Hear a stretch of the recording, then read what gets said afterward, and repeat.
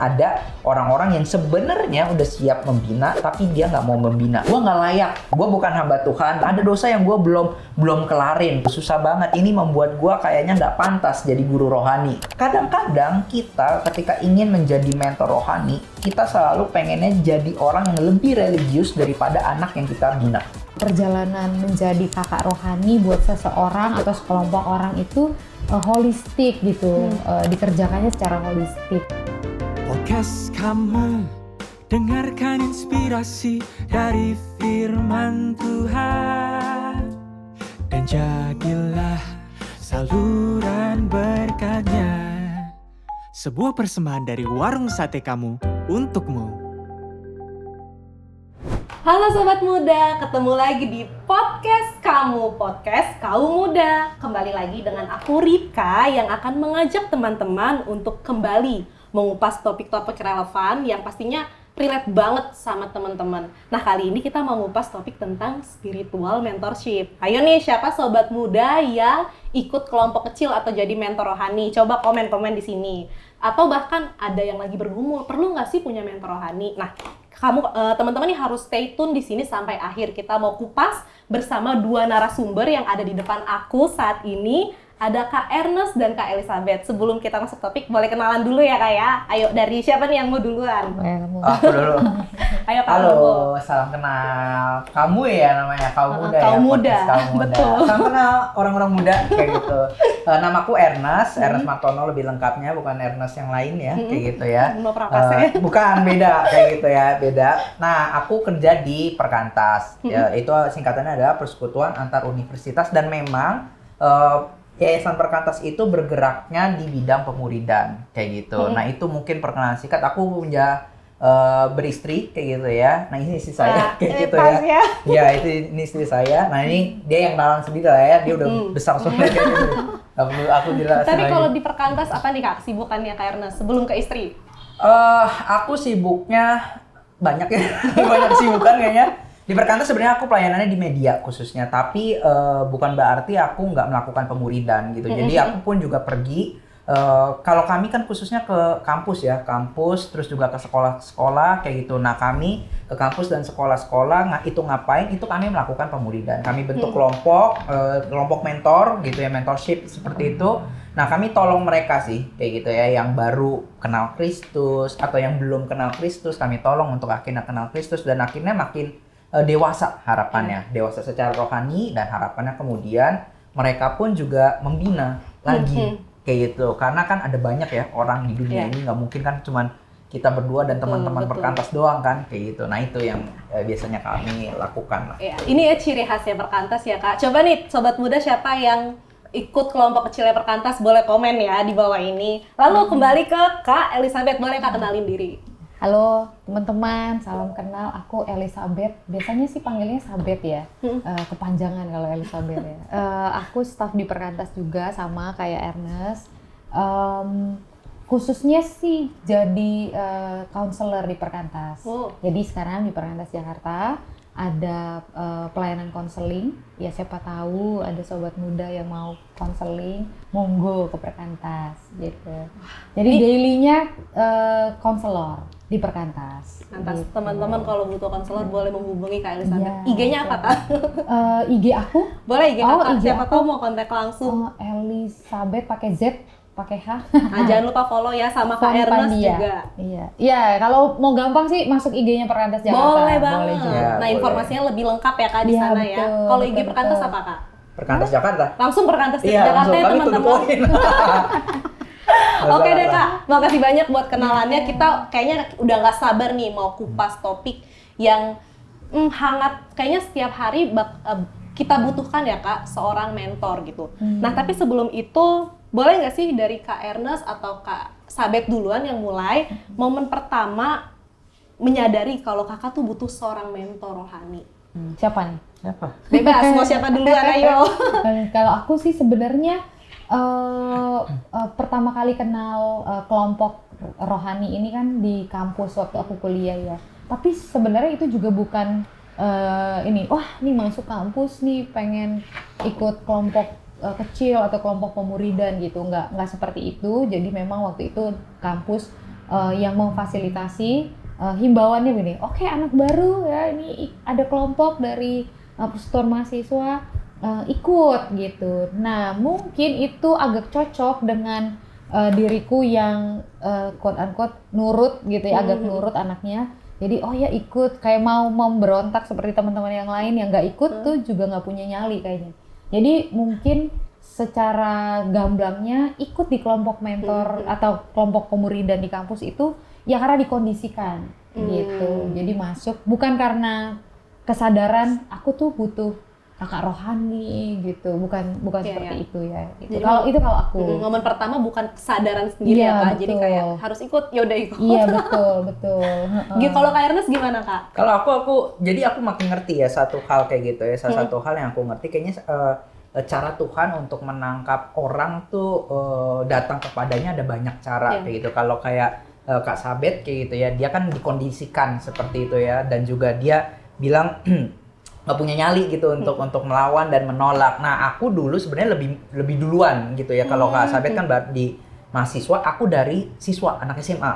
Ada kakak-kakak kayak gitu yang aku nggak tahu itu siapa, dia datang kayak gitu. Waktu dia tanya ada nggak nih anak yang bisa dibina. Nah, entah bagaimana karena teman saya nggak mau kayak gitu ya, nunjuknya saya kayak gitu, nunjuknya gue gitu. Akhirnya gue yang masuk gitu. Nah, cuma simpelnya nih ya, waktu dulu aku ditawarin, ya aku bersyukur aja ya kayak gitu ya, ya boleh aja, kenapa enggak? Toh akhirnya gue punya teman. Itu pikirannya. Jadi awal-awal tuh nggak pernah mikir kayak gini, oh ini akan bahas firman, akan mendalami Yesus dan lain sebagainya. Simple, gue anak SMA, gue butuh teman, kayak gitu. Ini ada orang datang menawarkan persahabatan, pertemanan yang lebih eksklusif, kayak gitu ya. Dimana, oh gue nggak harus susah-susah tuh, kayak gitu ya. Ikutan geng-geng yang lain, kayak gitu. Ini ada orang yang datang, kayak gitu. Ayo kita bikin geng sendiri, kayak gitu ya. Nah waktu masuk, bahas firman, ya it's okay lah, nggak apa-apa lah buat gue, kayak gitu. Nah jadi itu tuh awal mulanya. Tapi nggak muncul dari sebuah kesadaran, gue tuh perlu bertumbuh, kayak gitu. Nah itu baru muncul ketika makin lama di situ stay, menikmati komunitasnya, menikmati pertemanannya, makin lama makin ngerti gitu, makin paham tentang firman. Oh, gue perlu ternyata untuk bertumbuh. Perlu ya Kak. Iya, jadi kayak akhirnya ada beberapa orang tuh kayak awal-awal terpaksa kecemplung kayak gitu ya. Tapi makin lama karena dia stay, terus juga belajar firman Tuhan, makanya penting banget tuh ya kalau di dalam komunitas belajar firman Tuhan kayak gitu ya. Dan akhirnya makin ngerti kalau gue butuh gitu untuk adanya seorang mentor di dalam kerohanian, butuh komunitas yang bisa menerima apa adanya, kayak gitu, kelemahan-kelemahan kita, terus juga bisa saling menegur, kayak gitu. Betul. Nah itu sih, kayak gitu. Itu menarik ya Kak, kita butuh teman, gak bisa bertumbuh sendirian. Tapi kenapa sih Tuhan mendesain pertumbuhan iman itu gak sendirian? Bisa gak sih kalau kita ya udah cukup belajar firman sendiri, bisa nggak kita tetap bertumbuh sendiri doang gitu? Kalau aku sih, aku ngelihat ya kayak gitu ya, Allah Tritunggal pun juga di dalam keesaannya ada 3 pribadi kayak gitu. Jadi ketika kita sedang dan kita diciptakan gitu kan ya, diciptakan sesuai gambar rupa Allah gitu. Jadi ketika kita berkomunitas, sebenarnya itu adalah hal yang wajar karena kita gambar dan rupa Allah. Allah pun berkomunitas gitu ya. Dan ketika kita berkomunitas, kita sedang merefleksikan, mencerminkan apa yang menjadi karakter dan sifat Allah gitu. Dan aku akhirnya makin lama juga makin ngerti ya satu hal kayak gini ya. Kalau kita berharap kita bertumbuh sendiri tanpa ada komunitas, tanpa ada orang yang menolong kita nggak akan pernah tahu kita adalah orang yang sabar ketika nggak pernah bertemu dengan orang yang menyebalkan. Kayak gitu. Nah itu pentingnya komunitas. Dari mana lu tahu lu adalah orang pemaaf kalau lu nggak pernah sama sekali kayak gini mengisolasi diri di kamar kayak gitu ya, nggak pernah bertemu orang, nggak pernah disakiti orang, nggak pernah menyakiti orang juga. Bagaimana tahu tentang pengampunan kayak gitu? Nah itu hanya terjadi di dalam komunitas kayak gitu. Itu salah satu hal yang aku ngerti. Jadi kalau mau bertumbuh secara rohani gitu ya tanpa komunitas, rasa-rasanya tuh mustahil kayak gitu. Wah, ya. Iya. Rasa-rasanya mustahil. Gak cuma belajar tentang firman ya Kak, tapi sebenarnya ketika berelasi pun dalam kelompok itu ya kita juga sedang diajar untuk bertumbuh gitu ya. Iya, betul. Secara karakter, menarik. Nah kalau tadi kan Kak Ernest bilang pas masuk itu kayak kecebur ya Kak ya, sedangkan Kak Sabet bilangnya kayak Ya udah tipe anak yang ikut-ikut aja. Aku mau nanya nih ke Kak Sabet. Waktu Kak Sabet ada dalam kelompok kecil ataupun lagi bergumul, entah ikut atau enggak ya. Pernah nggak sih Kak ngerasa ragu, perlu nggak ya ikut di tengah-tengah jalan atau apa gitu, mau berhenti misalnya? Kalau ragu sih enggak ya. Lebih karena waktu itu kan aku kan merantau ke Jakarta ya. Itu pertama kali pengalaman pergi dari rumah itu waktu kuliah itu. Nah, jadi setelah masuk dalam kelompok kecil di kampus, ketemu dengan kakak kelompok kecil, teman-teman kelompok kecil, begitu ya. Nah, itu ngerasanya jadi punya keluarga baru gitu. Justru sebenarnya aku pengen perginya dari kampusnya, bukan dari komunitasnya, karena aku nggak pengen ada di kampus itu, tadinya begitu ya. Nah, mereka itu jadi mungkin istilah anak sekarang support system gitu ya. Jadi nyaman ya tempat yang nyaman justru untuk kemudian aku tahan ada di kampus itu, begitu dengan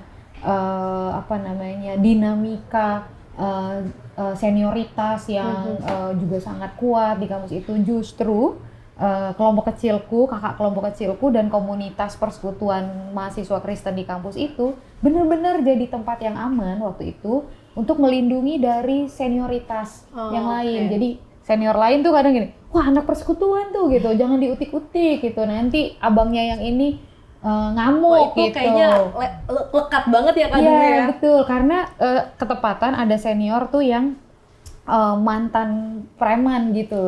Nah lalu dia bertobat terus masuk ke persekutuan gitu. Nah itu ada 3 atau 4 tahun di atasku gitu. Nah jadi justru kehadiran dia dan abang-abang yang lain dan kakak kelompok kecil itu memberi rasa aman tersendiri justru buat aku bertahan di kampus itu. Jadi kalau pengen pergi sebenarnya enggak ya? Cuma pengen menghindar pernah gitu karena kelompok kecil tuh kan ada proyek ketaatan gitu ya. Terus juga nanti ada kalanya aku tuh sedang tidak bahasa rohaninya tidak taat gitu ya sama firman. Nah, sedangkan kan itu sesuatu yang di follow up berkala di kelompok kecil ya gitu. Gimana kamu? Apa gitu ya. Jadi lihat kakak kelompok kecil tuh kayak wah nih habis ini gue ditanyain nih gitu. Padahal ada momen-momen lagi males ya Kak, atau kayak mikirin aduh udah mau ujian nih, tunggu dulu itu lah. juga bener. Jadi itu kayak ini tapi kakaknya berdiri depan kelas gua lagi nih, pintu cuma satu lagi. Itu pernah ada di masa itu gitu karena ngerasanya sebenarnya lebih kepada menghindari percakapan-percakapan yang aku lagi tidak buatku itu lagi tidak menyenangkan karena sebenarnya aku lagi nggak connect dengan hal-hal yang rohani gitu. Ini menarik nih Kak, kakak di tengah-tengah kakak sedang ikut kelompok kecil pernah merasakan tidak tertarik dengan hal-hal rohani. Saat itu kakak ngatasinnya kayak gimana Kak? Apakah mau kepikiran keluar dulu deh atau gimana? Waktu itu sih nggak bisa keluar. Keadaan ya nggak bisa bikin keluar karena kakak kelompok kecilku tuh tipikalnya tegas-tegas gitu ya gitu. Jadi dia tuh nungguinnya bener-bener literally di depan pintu kelas gitu. Mukanya sih polos-polos gitu. Jadi dia dari luar kelas tuh kan ada kacanya gitu ya pintunya. Terus dia udah gini gitu. Terus dalam hati gini, waduh ngapain tuh dia di situ ya gitu ya, dan lagi gitu. Padahal kan gue mau kabur gitu. Waktu itu memang aku pengennya kabur gitu. Tapi kan gak bisa kabur, gitu. Dia tetap ada di situ, gitu kan ya. Jadi ya nggak kabur. Mau nggak mau tetap ikut ya. Iya benar. Jadi mungkin itu ini ya balik lagi cara semesta gitu kali ya, cara Tuhan memakai kakak kelompok kecilku dalam eagerness-nya dan dalam ketulusannya untuk tetap terus memuridkan aku, ya membuat aku mau nggak mau tetap kok terjerumus ada di sana, nggak bisa kemana-mana. Termasuk di saat-saat aku sedang tidak menginginkan, gitu, sedang ingin melarikan diri, gitu. Jadi ya itu setelah makin dewasa mikirnya oh iya ya memang kadang-kadang dalam proses pertumbuhan kerohanian kita ada situasi-situasi yang memang kita sebenarnya tidak inginkan. Ada orang-orang yang kita tidak berharap berinteraksi dengan dia di masa-masa itu, tapi ternyata mau nggak mau harus stay ada di situ, nggak bisa kabur, dan ternyata dari situ terjadi pertumbuhan gitu. Aku sih mengertinya begitu. Kalau Kak Ernest sendiri pernah ada juga nggak di momen nggak nyaman pengen keluar? Pernah. Gimana? Kakak gimana nih nyikapinnya, sama nggak kayak Kak Sabet atau beda? Emang sama kalau pokoknya. Enggak sih. Bisa pertama. Tapi lebih kayak ini ya, yang aku ingat ada satu masa di mana aku sebenarnya lagi konflik kayak gitu ya dengan komunitas itu kayak gitu ya, mentorship itu, pemuridan itu. Nah waktu itu konfliknya udah berubah, kakak pembinanya atau mentornya udah ganti, jadi udah beda kelompok nih. Nah waktu itu mentornya adalah istri saya sendiri kayak gitu. Iya, waktu itu gitu jadinya. Jadi itu sebelum saya akselerasi dan akhirnya jadi suami ya gitu ya. Nah jadi dulu Kak Sabet ini tuh ngebina gitu ya, jadi mentornya di dalam kelompokku. Nah waktu itu sempat ada kami konflik lah, bukan kami, lebih tepatnya saya yang konflik kayak gitu ya dengan mereka gitu. Nah ada waktu itu di masa nggak mau dikontak sama sekali. Nah waktu itu kayaknya udah ada WhatsApp ya kayak gitu ya, kayak gitu ya, di grup lah. Saya lupa. Oh iya benar, ada WhatsApp, udah ada. Nah jadi ada masa di mana saya nggak mau dikontak, saya lagi konflik karena sebel kok saya sendiri yang beda pendapat dengan teman-teman gitu, dan ngerasanya teman-teman tuh nggak mendukung saya gitu, dan itu ngerasanya kan kayak lawan ya, jadi ngerasa lawan, dan akhirnya kok lu begitu sih, katanya kan satu komunitas dan lain sebagainya. Nah saya nggak kepikiran untuk keluar sih, tapi saya kepikiran untuk dalam tanda kutip menghukum mereka. Gimana cara menghukumnya adalah dengan tidak masuk sama sekali di grup, tidak ngomong kayak gitu, tidak ngechat, terus juga mereka tanyain tidak menjawab, pokoknya silence kayak gitu ya. Berarti nah, itu silent. Nggak ikut masa-masa belajar firman pernah juga ya Kak? Jadi waktu itu bukan masa belajar firman ya, tapi lebih tepatnya ke bareng-bareng lagi janjian kita untuk nonton.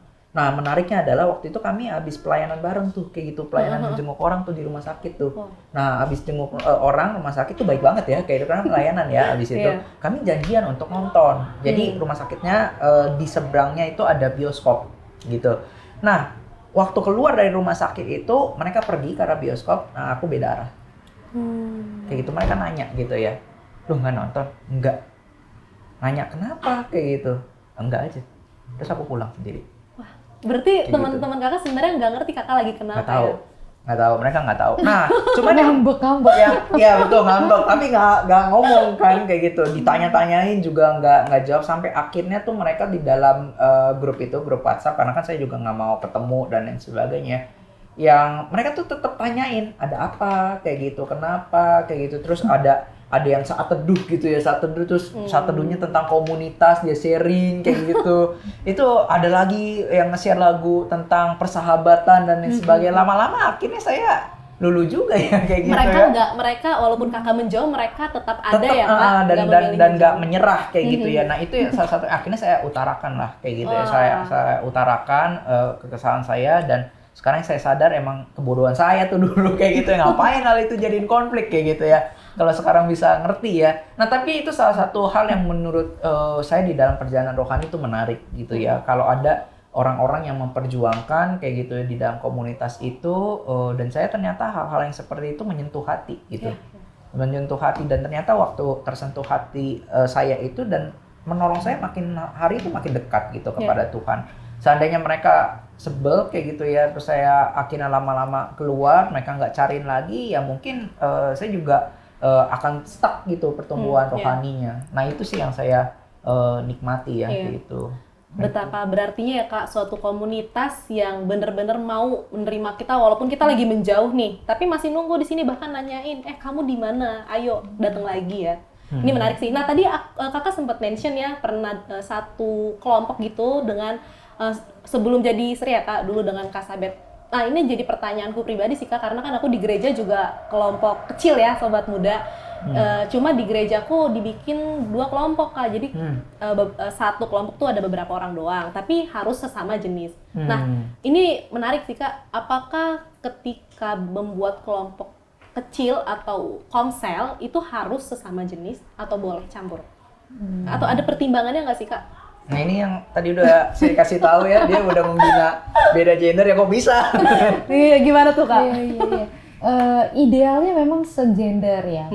Kenapa? Karena kan di dalam kelompok kecil atau komsel itu kan kita berharapnya terjadi keterbukaan, membuka kerapuhan-kerapuhan. Nah, kadang-kadang kan kerapuhan-kerapuhan yang dibuka itu berkaitan dengan gender, isu gender gitu ya. Nah, kalau dengan lawan jenis itu kan mungkin ada keengganan, ada rasa malu begitu. Jadi kalau aku sih melihatnya idealnya segender. Tapi pada realitanya semoga saya nggak salah salah ngerti ya. Sekarang itu kelihatannya yang lebih banyak melibatkan diri dalam komunitas Kristen, menjadi pembimbing rohani atau yang ingin jadi adik rohani itu perempuan gitu. Nah, begitu ada laki-laki, pemimpinnya terbatas begitu. Nah, bagaimana nih begitu kan buat memimpin si laki-laki ini? Tapi memang ada juga di tempat-tempat tertentu, saya juga tahu ada teman-teman kami juga yang di daerah-daerah tertentu itu justru berkebalikan. Jadi yang laki-laki yang pimpin yang perempuan begitu. Terus bagaimana gitu dong pemikirannya. Saya juga pernah pimpin sampai 2-3 kelompok yang emang anaknya laki-laki semua gitu ya. Nah kalau kami biasanya di Perkantas itu untuk membuat boleh nih beda gender itu biasanya pertimbangan utamanya adalah jarak usia.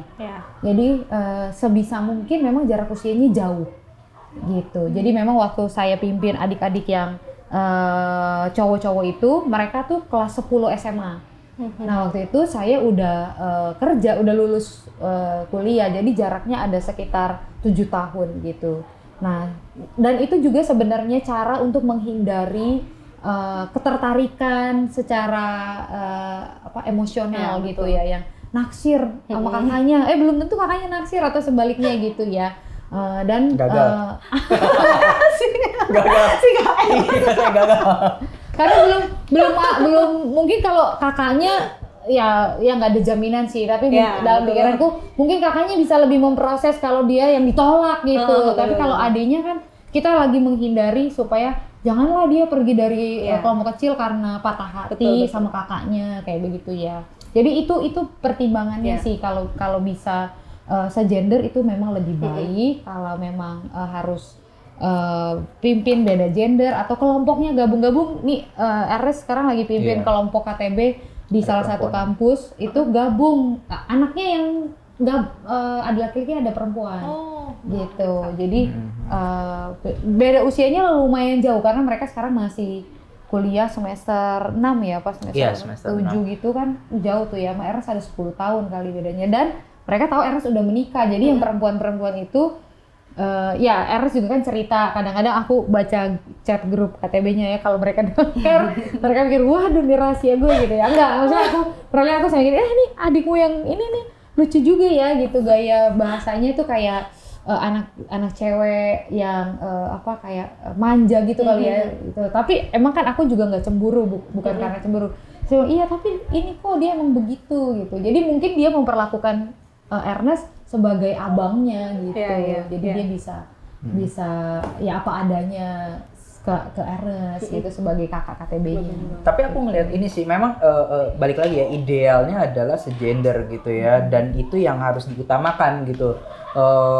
Kalau misalnya ada yang berbeda gender itu kalau memang udah kepepet banget gak ada orangnya kayak gitu ya, oke lah gitu ya. Nah karena aku akhirnya menyadari ya, karena menolong adik-adik yang perempuan kayak gitu, itu pola pikirnya kayaknya saya susah ngerti. Gue susah ngerti. Maunya kayak gitu ya. Karena yang nama yang laki-laki tuh gampang ya, bercanda-bercandanya tuh seperti ini, pola-polanya ya kayak gitu. Nah tapi sama yang perempuan tuh salah dikit ketemu apa ya gitu ya, kayak wah ini emang nih gitu ya, emang jadi ini lebih keterbatasannya kayak gitu. Kakak pun jadi lebih menjaga ucapan diri atau apa ya Kak ya? Iya, dan jadinya susah memasuki pikiran ya, pola pikirnya, dan itu akhirnya terbatas juga di dalam bagaimana ini menolong mereka untuk dewasa secara rohani. Karena aku nggak terlalu ngerti, dan itulah yang kadang-kadang kan ya namanya bercanda ya gitu ya. Aku tuh sempet kayak aduh nih berlebihan gak nih ya gitu ya bercandanya ya kayak gitu ya. Siapa tahu takutnya malah menyinggung kayak gitu dan lain sebagainya. Nah, kalau masa sama laki-laki aku tahu nih bercanda kayak gini biasa aja. Seperti itu. Nah, itu jadi sebenarnya menurutku idealnya tetap yang diperjuangkan adalah yang segender gitu. Nah, cuman dalam kasusnya setiap orang makanya kasusnya beda-beda ya. Seperti itu. Nah, itu yang perlu diperhatikan dan ada hal-hal yang dimana nih kelompoknya aku nih campur nih, bukan perempuan doang semua, tapi ada laki-lakinya di dalamnya. Nah, ketika campur itu bedanya adalah yang laki-laki juga susah ngomong, gitu. Yang perempuan juga susah ngomong. Kenapa? Karena di dalam kelompok itu kayak gitu ada laki-laki dan perempuan, gitu ya. Jadi yang temennya dia bukan yang ngebina kayak gitu ya, yang bukan mentoring mereka kayak gitu ya, tapi yang temennya dia adalah beda gender. Jadi kadang-kadang lagi ngomongin tentang pasangan hidup misalnya, itu kan topik sejuta umat ya kayak gitu ya, semua kelompok suka ya kayak gitu ya banget. Pasangan hidup. Nah itu bisa taruhlah gitu ya, sukanya sama yang ternyata di dalam satu kelompok itu bingung tuh kayak gitu. Betul. Nah itulah kesusahannya. Terus ada hal-hal pribadi yang sensitif, dosa-dosa pribadi yang sensitif, yang dimana tuh kan kalau sesama gender mungkin enak ngomongnya, tapi kalau beda gender udah ternyata begini ya kayak gitu ya, ternyata perempuan gini ya, ternyata laki-laki begini ya kayak gitu. Nah itu yang sulit dihindarkan dan itu kesusahan. Makanya enaknya sebenarnya segender seperti itu. Dan sebenarnya aku karena laki-laki, kalau segender enaknya menolong mereka yang laki-laki juga tuh jadi let's say lah ya, katakan bagaimana menjadi laki-laki atau pria di dalam Kristus kayak gitu, menolong mereka nanti bagaimana menjadi kepala keluarga yang takut akan Kristus kayak gitu. Nah aku nggak bisa menolong teman-teman adik rohaniku yang perempuan karena aku nggak ngerti kayak gitu gimana cara jadi perempuan yang takut akan Kristus, tunduk kepada suami. Nah itu idealnya sebenarnya segender kayak gitu. Makanya sayang banget adik-adik rohani. Nah, makanya aku dorongnya adalah mereka cari lagi kayak gitu yang lain. Karena memang gitu. itu banyak ya faktornya, kalau faktor-faktor yang bikin kita jadinya tidak terbuka, padahal kelompok kecil itu atau enggak kita one on one lah sesama mentor rohani, fungsinya kan memang kita tadi kayak Kak Sabet bilang, menunjukkan kerapuhan kita kan, untuk terbuka apa sih yang kita alamin, apa sih yang mau kita sharing, biar kita tuh dibantu sama sosok mentor ini. Nah, tadi kan kalau ngomongin yang sesama jenis ya Kak, selain itu sebenarnya tuh pastikan untuk membangun kepercayaan individu seorang susah ya Kak. Kak Ernest atau Kak Sabet pernah nggak ngalamin masa-masa gimana ya biar anak rohani gue nih bisa percaya cerita dan mau bertumbuh bareng sama kita gitu? Ada nggak Kak? Gimana? Atau mungkin tips-tips?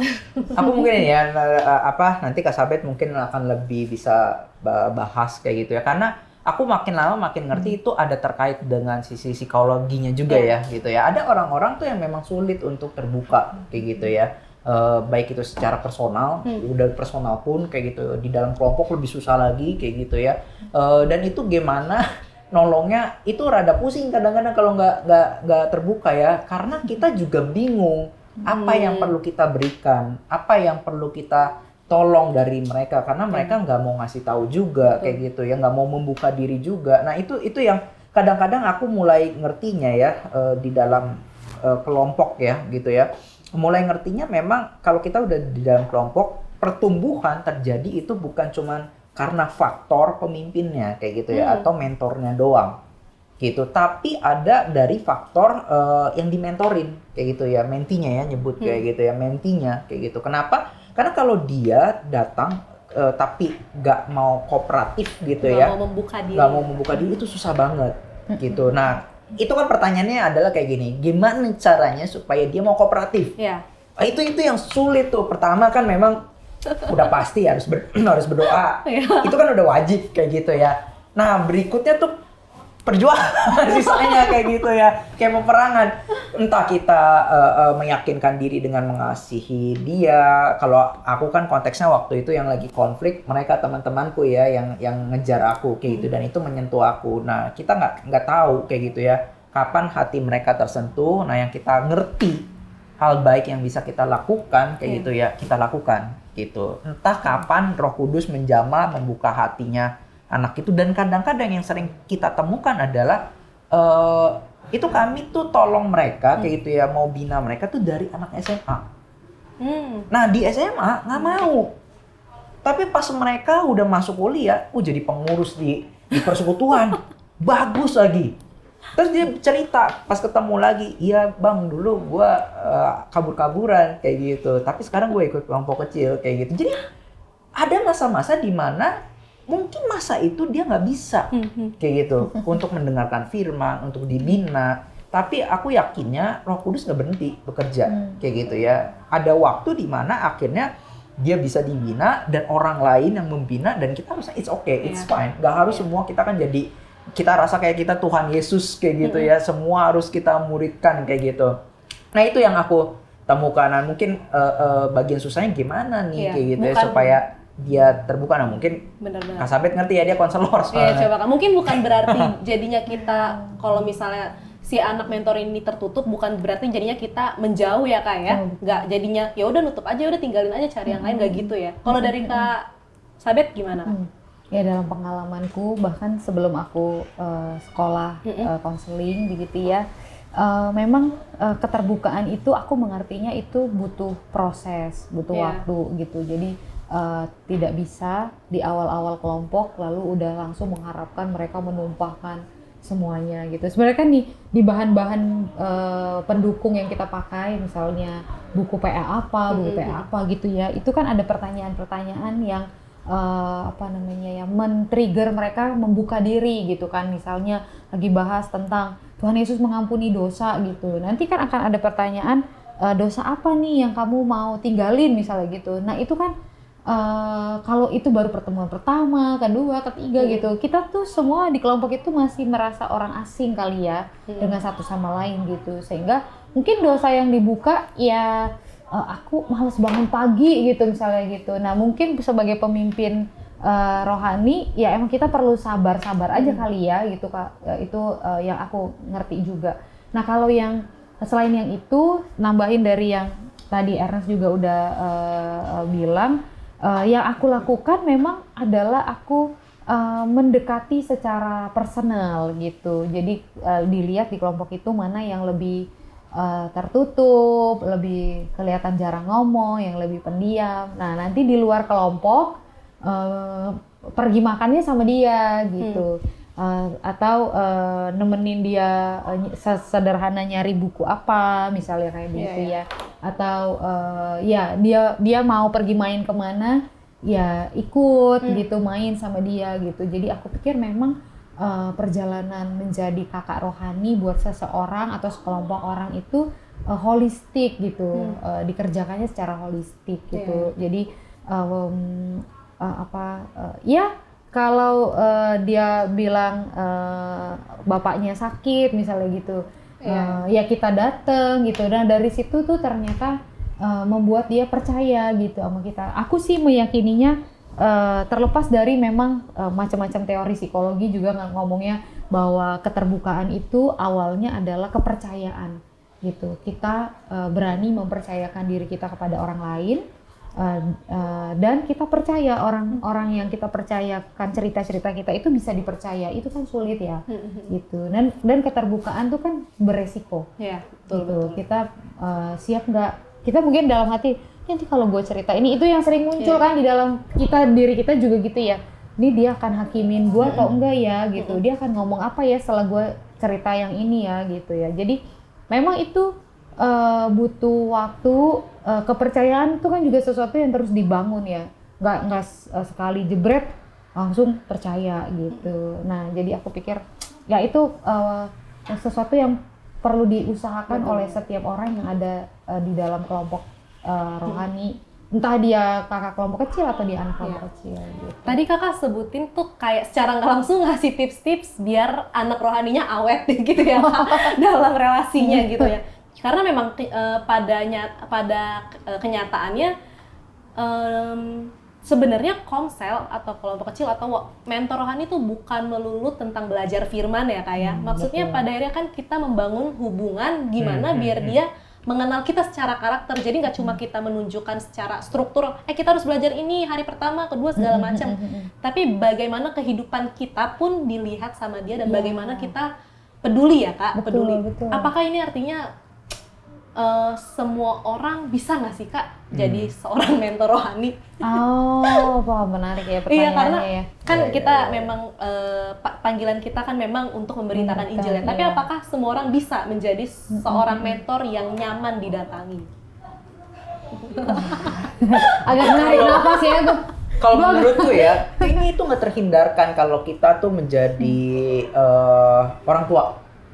Kayak Maksudnya gitu. nih orang tua secara harafiah. Orang tua secara harfiah oke. kayak gitu ya. Karena waktu Betul. kita jadi orang tua, ayah dan ibu, masa kita minta orang lain kayak gitu yang menolong kerohanian anak kita kayak gitu ya. Jadi pertama kali secara mungkin kita nggak ayo dek gitu, ayo nak kayak gitu ya, kita hari ini belajar firman, buka Alkitab. Mungkin kita nggak akan bikin seperti itu kayak gitu ya, tapi anak kita akan ngelihat sendiri kayak gitu ya, bagaimana orang tuanya berelasi dengan Tuhan.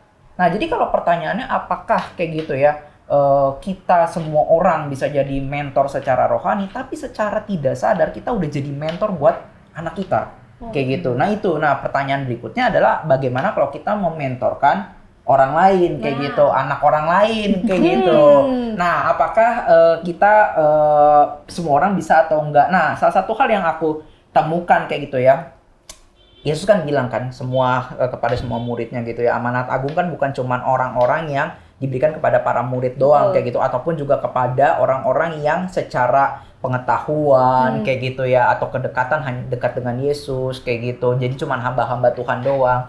Nah itu panggilan untuk semua orang gitu. Nah minimal makanya aku mikir, nah minimal pengimplementasiannya ada di dalam keluarga, minimal itu gitu. Jadi orang tua aku ngertinya gitu ya, minimal dia ngerti dia menolong anaknya untuk makin dekat sama Yesus kayak gitu. Nah tapi memang ketika kita ingin mementorkan orang lain, emang ada hal-hal yang kita perlu siapkan gitu. Nggak mungkin orang yang baru kemarin gitu angkat tangan di KKR bilang aku terima Yesus, besok udah bina orang kayak gitu. Nah jadi memang ada proses. Tentu mereka yang membina adalah orang yang pertama sudah murid Yesus kayak gitu. Dan dia juga siap untuk membina. Nah, cuman kadang-kadang nih ada orang-orang yang sebenarnya udah siap membina, tapi dia nggak mau membina. Kenapa? Karena seperti ini nih alasannya. Itu menarik sekali, kayak itu gitu. menarik sekali. Ada yang bilang kayak gini, gue nggak layak kayak gitu. Gue bukan hamba Tuhan dan lain sebagainya. Terus dia bilang ada dosa yang gue belum kelarin kayak gitu. Susah banget. Ini membuat gue kayaknya nggak pantas jadi guru rohani. Nah mereka kan ngertinya kayak gitu kan. Nah terus berikutnya pengetahuan Alkitab gue nggak banyak kayak gitu ya. Gue nggak pernah sekolah teologi dan lain sebagainya. Makanya gue nggak perlu lah kayak gitu ya untuk membina gitu. Karena gue nggak sanggup. Ya, takutnya sesat.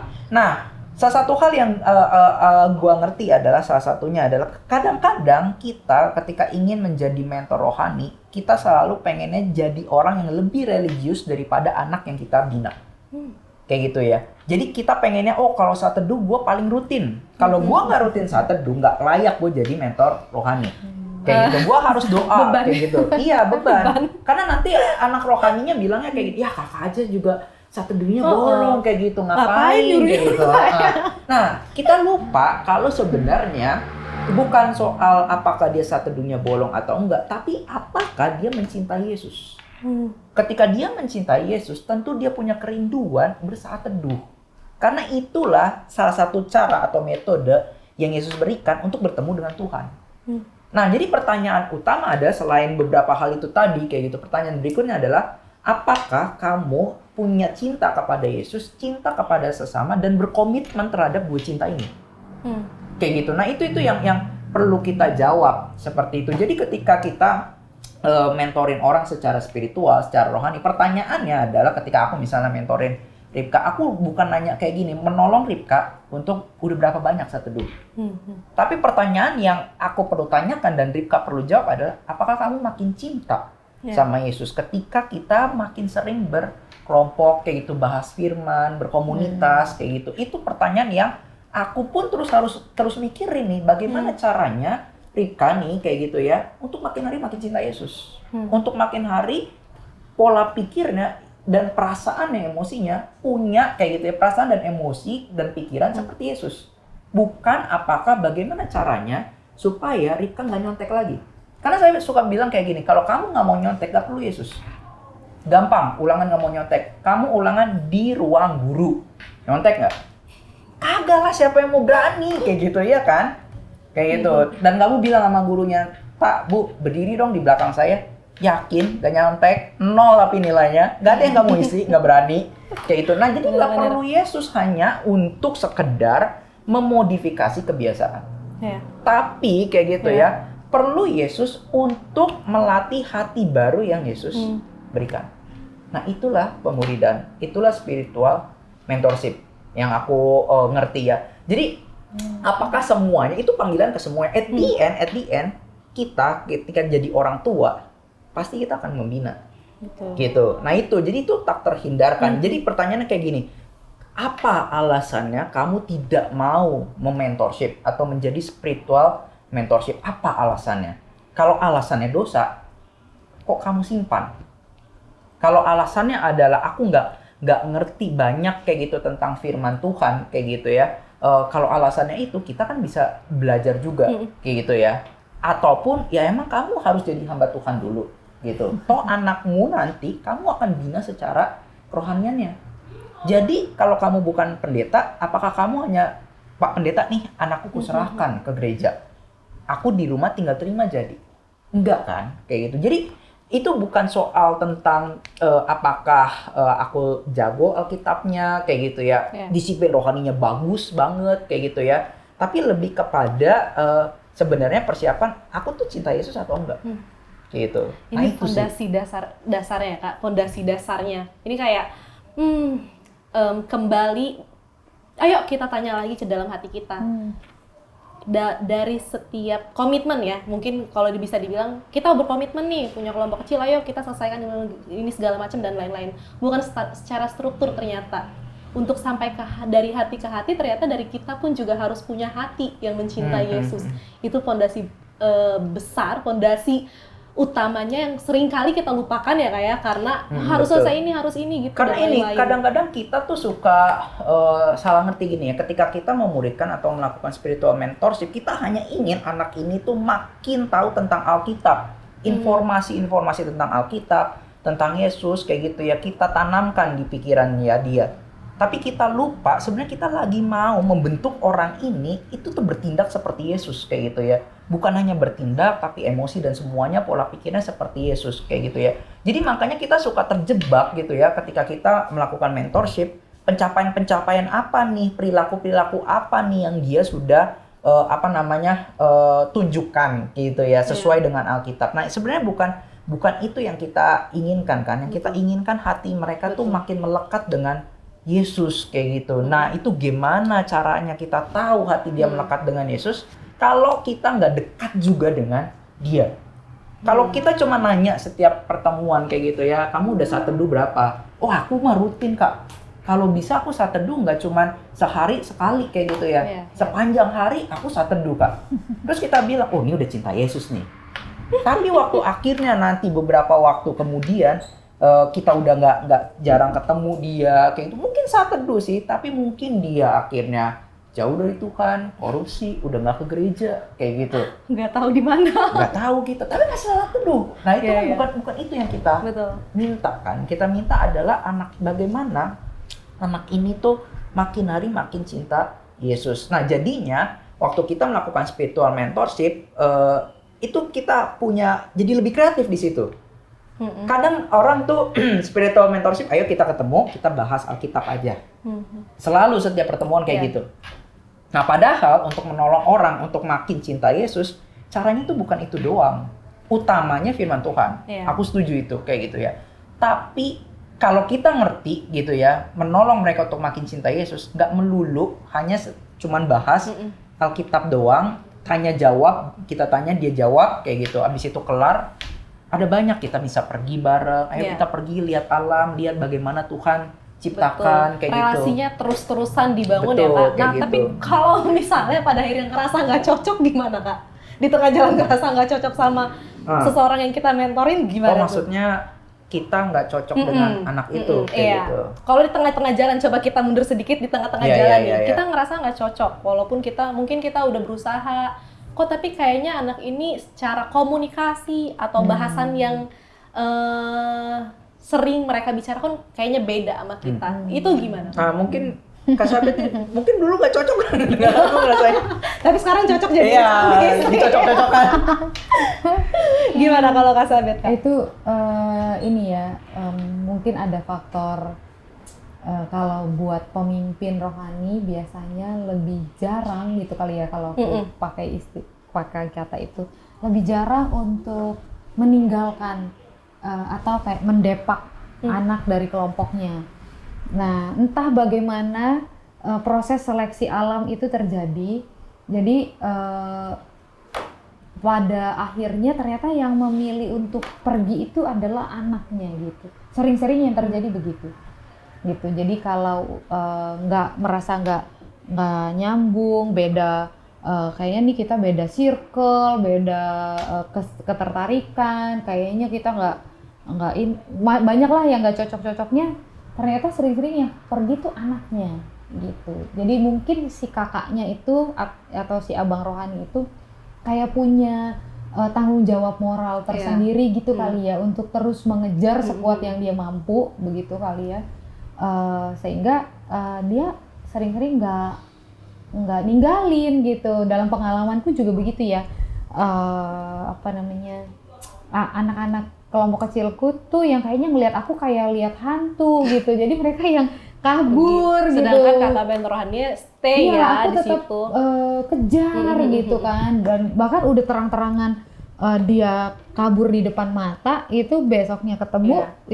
Kok lu kemarin ngindarin gue sih gitu. Maksudnya masih punya nyali untuk menanyakan itu, walaupun agak ada yang tersangkut di leher gitu untuk mengeluarkan itu, karena itu juga kan bukan pertanyaan yang mudah untuk ditanyakan.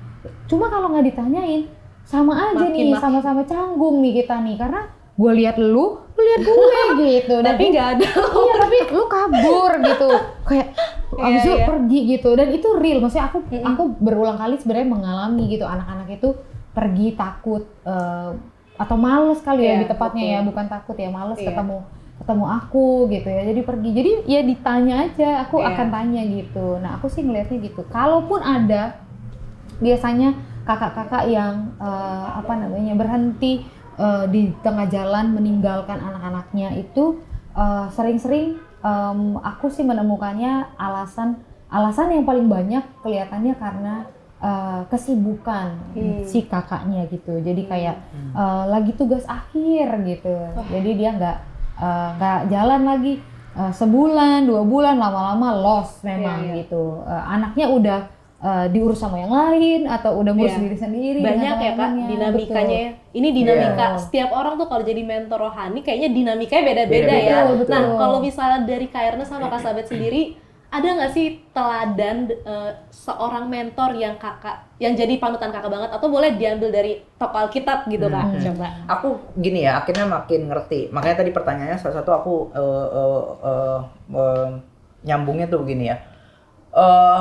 Apakah kita siap kayak gitu ya untuk membina orang lain kayak gitu ya? Nah, kita pikir kita nggak siap, kita nggak layak dan lain sebagainya. Nah, pertanyaan berikutnya adalah kapan kamu siap? Ada nggak yang menyiapkan orang lain yang menyiapkan kamu untuk membina? Nah, kadang-kadang kayak gitu, kenapa dia takut? Mungkin karena dia pun juga tidak punya kakak mentor lagi, atau tidak punya orang yang mementorkan. Jadi ketika dia mentorin, udah dia mentor sendiri. Dia nggak ada komunitas mentor, dia pun tidak dimentorkan secara rohani. Dan itu yang menurutku ada celah-celah untuk meng-abuse kayak gitu ya, mentorship tersebut. Karena dia tidak ada accountable friend-nya. Dan nggak ada kakak mentornya lagi yang dapat menolong dia meningkatkan kayak gitu ya, ataupun juga mendewasakan dirinya kayak gitu ya. Ya udah, gue mentor aja sendiri gitu ya, dan dengan anak-anak bina gue kayak gitu. Tapi apakah gue secara ke atas gue punya mentor lagi? Nggak ada, gue mentor sendiri. Nah, yang kayak gitu tuh, itu yang menurutku bahaya gitu ya. Bisa pakai, karena mau nggak mau ya, ketika kita mementorkan menti kita di dalam kerohanian mereka, mau nggak mau mereka akan melihat kita sebagai teladan. Dan itu sulit sekali gitu ya. Kayak gitu, kayak tadi Kak Sabet cerita gitu ya, waktu Kak Sabet cerita, mungkin anaknya ngeliat Kak Sabet tuh dia udah kayak hantu, takut. Kak Sabet aja belum ngomong kayak gitu loh, baru berdiri doang kayak gitu ya, anaknya udah tertuduh kayak gitu. Wah, nih kalau gua kabur, gua salah nih.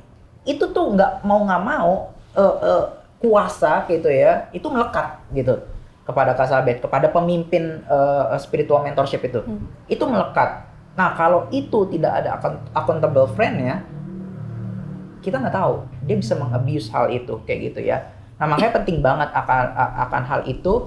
Dan ya makanya aku juga punya kayak gitu ya, mentor juga gitu. Dan aku ngerasa butuh, karena aku bukannya udah tahu banget Alkitab kayak gitu ya, dan akhirnya karena aku tahu banget Alkitab, makanya aku bina orang lain supaya tahu Alkitab kayak gitu ya. Justru aku banyak nggak taunya, yang aku tahu itu yang aku bisa bagikan. Makanya aku tetap kayak gitu ya untuk dibina. Dan kalau di Perkantas ada banyak gitu ya, banyak ini ya. Kami kan berusaha untuk menutup celah-celah supaya kita tuh nggak meng-abuse seperti itu. Nah, kami tuh banyak kelompok kecil yang juga kayak gitu ya di antara kami gitu. Jadi ada juga yang senior aku, mementorkan aku kayak gitu. Dan aku makin sadar gitu ya, karena makin dewasa aku makin butuh gitu. Jadi kalau kita butuh, cari. Nah, kadang-kadang ada orang-orang kayak gitu ya, yang dia ngerasa butuh tapi dia tunggu gitu ya, tunggu cuman entah sampai kapan ya. Nggak tahu, iya kayak gitu. Iya. Nah, itu yang aku lakukan, aku cari kayak gitu ya, terus aku doa, terus juga kadang-kadang mentornya lupa gitu. Karena sibuk mentornya gitu kan, karena makin senior, makin dewasa, makin sibuk gitu kan pelayanannya. Mau nggak mau aku yang datang. Betul. Pada akhirnya karena kayak memang kita butuh pertumbuhan dalam suatu komunitas atau bersama seseorang yang kita percaya, Kak. Betul. Untuk semakin mengenal dengan Tuhan. Nah, dalam proses itu, dalam perjalanan itu, boleh sharing nggak sih, Kak, karakter Tuhan yang Kakak alamin sebagai seorang mentor, atau bahkan ketika lagi jadi anak rohani? Karakter Tuhan yang aku sih ngeliat Tuhan yang hadir ya. Kayak gitu ya, Tuhan yang hadir kayak gitu ya. Terus juga Tuhan yang bersahabat, itu enak banget kayak gitu ya. Karena kami ngertinya di dalam pelayanan Perkantas kayak gitu ya, pemuridan itu melekat dengan persahabatan gitu. Nah, kita akan makin mudah, atau bukan makin mudah bahasanya, jadi lebih efektif pemuridan itu ketika kita bersahabat, bukan ketika kita sebagai kita nih, gue pemimpin, lo harus ikutin gue kayak gitu. Jadi kayak guru dan murid, bukan itu kayak gitu. Tapi ketika jadi sahabat, itu lebih enak, dia bisa terbuka, aku pun terbuka kayak gitu ya kepada adik-adik yang aku bina gitu ya. Jadi nggak melulu aku ceritain, wah aku sanggup banget melakukan firman Tuhan. Kok ada masa-masa gue males kayak gitu melakukan firman Tuhan. Justru karena kayak seperti gitu. Sahabat jadinya ya, Kak ya. Betul. Nah, aku jadi satu hal, kutipan aku pernah baca, lupa di mana, kutipannya menarik menurutku. Dia ngomong kayak gini, ada sebuah culture atau budaya yang berusaha untuk gitu membuat Yesus kelihatan baik kayak gitu ya, dengan cara hidup kita baik. Nah, dengan seperti itu orang akan banyak datang kepada Yesus. Ternyata enggak. Justru kita bisa hidup apa adanya kayak gitu ya, dengan semua kelemahan kita, kok Yesus terima. Nah, itu jadi poinnya geser tuh. Ketika kita berusaha menampilkan kehidupan kita yang baik, berusaha orang lain lihat kehidupan kita baik, dia tertarik dengan Yesus. Enggak. Justru karena hidup kita berantakan, kok ada Yesus kok mau terima kita. Nah, itu yang membuat Yesus lebih menarik daripada kehidupan kitanya. Betul.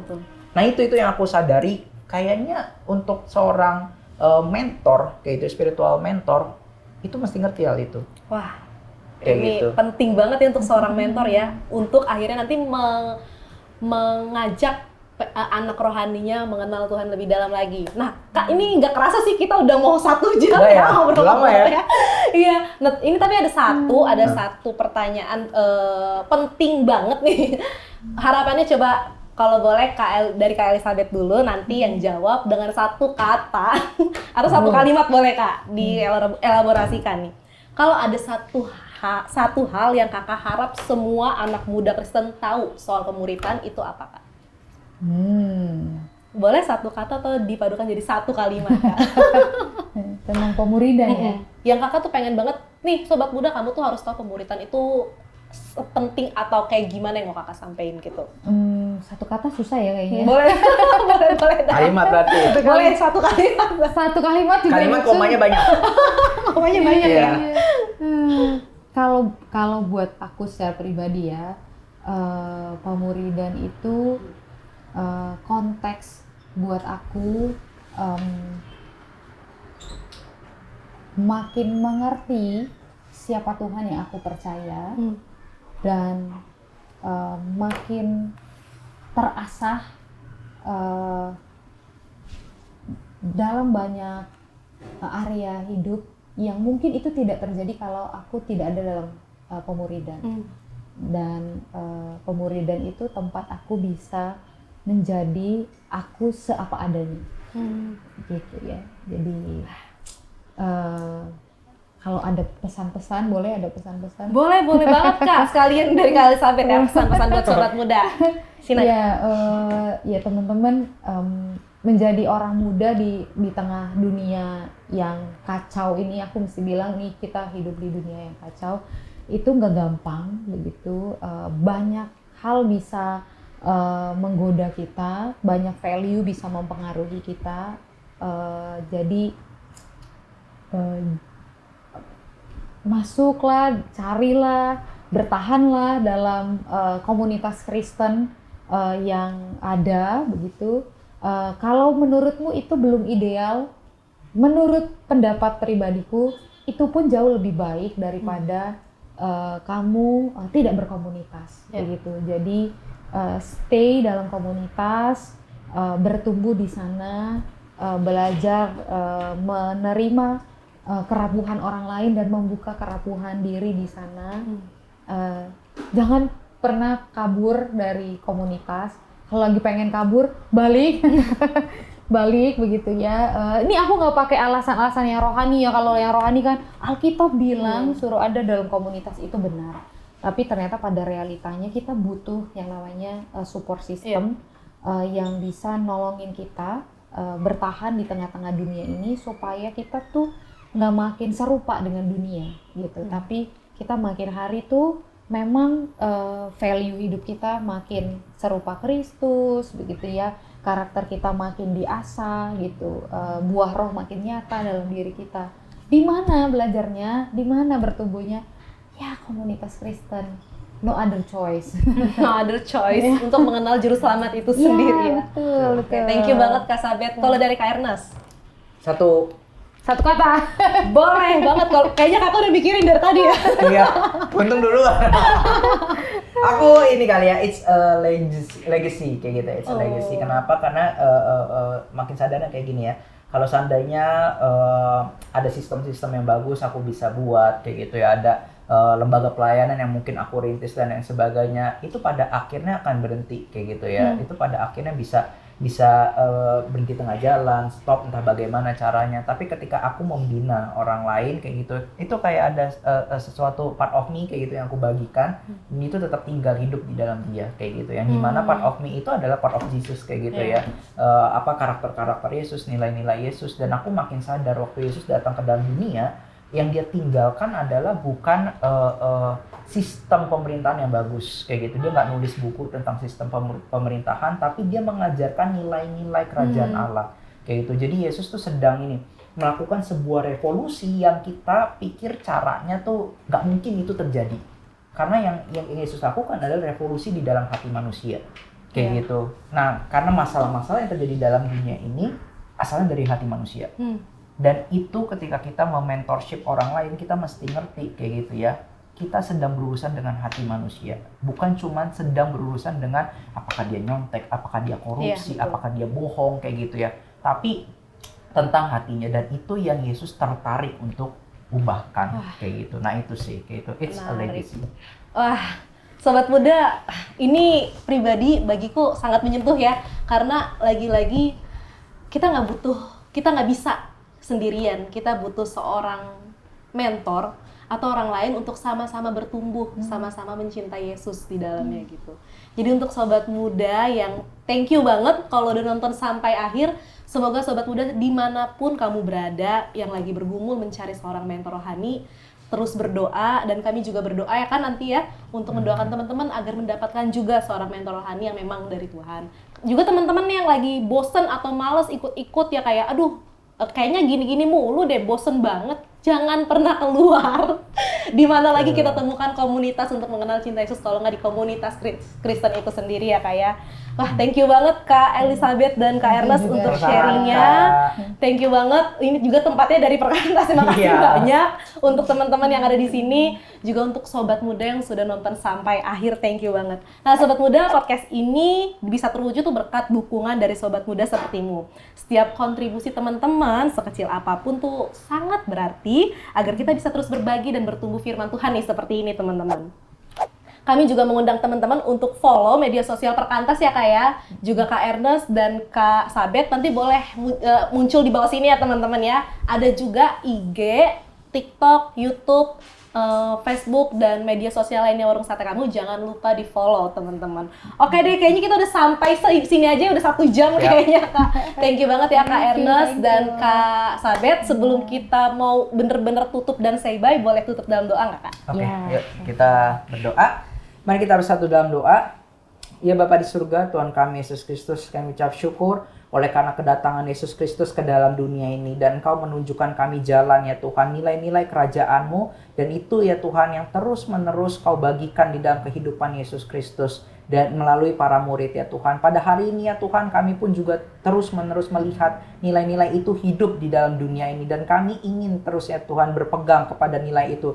Lewat komunitas yang kami join ya Tuhan, kami bergabung, dan juga lewat orang-orang yang nanti kami bina ya Tuhan. Ya Tuhan, mungkin ketika kami ingin masuk di dalam sebuah relasi untuk mentor ataupun juga kami menjadi menti ya Tuhan, kadang-kadang ada begitu banyak tantangan, ada begitu banyak hal-hal yang membuat kami tidak berani ya Tuhan untuk menjadi mentor, ataupun ya Tuhan kami memiliki kesakitan-kesakitan ataupun juga kepahitan-kepahitan terhadap komunitas Kristen.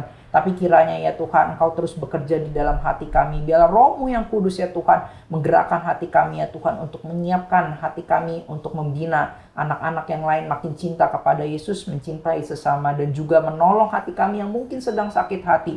Pulihkan ya Tuhan, agar akhirnya kami pun siap kembali masuk ke dalam komunitas Kristen. Karena kami tahu ya Tuhan, Engkau telah memberkati komunitas Kristen ini ya Tuhan dengan kehadiran-Mu. Dan kami ingin makin hari ya Tuhan, makin serupa dengan Yesus Kristus. Tingkah laku kami, hati kami, pola pikir kami, perasaan-perasaan kami ingin menjadi seperti Yesus Kristus. Tolong kami ya Tuhan, agar kami dapat menikmati hal ini ya Tuhan. Tolong kami di dalam komunitas juga ya Tuhan, agar kami pun juga semakin hari ya Tuhan, masing-masing semakin menolong, saling menolong ya Tuhan, untuk menjadi ya seperti Yesus Kristus. Kami mengucap syukur ya Tuhan untuk legacy yang Kau berikan kepada kami. Biarlah kami dapat melakukannya juga dengan sebaik-baiknya amanat agung yang Kau percayakan kepada kami. Di dalam nama Tuhan kami Yesus Kristus, kami berdoa dan kami telah mengucap syukur ya Tuhan. Amin. Amin. Oke, thank you banget Kak Ernest, Kak Sabet, dan teman-teman Perkantas. Thank you juga Sobat Muda. Tuhan Yesus memberkati. Dadah. Terima kasih telah mendengar podcast kamu.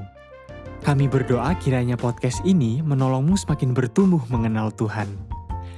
Jangan lupa juga untuk follow channel podcast ini, karena akan ada konten-konten menarik yang akan kami upload secara reguler. Sampai jumpa lagi.